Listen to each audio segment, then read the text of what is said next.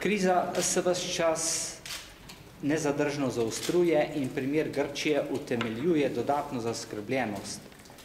Tam celo odpor javnosti proti predlaganim ukrepom za izhod iz krize nezadržno narašča, kar ob premalo odločni vladi državo vodi le še v bankrot, anarhijo in vse večjo revščino. Tudi za Slovenijo ta scenarij ni nemogoč. Ker se zavedamo resnosti tega trenutka, novo vlado pozivamo, da čim prej po prevzemu poslov analizira dejansko stanje v državi in slovenski javnosti zelo odkrito nalije čistega vina.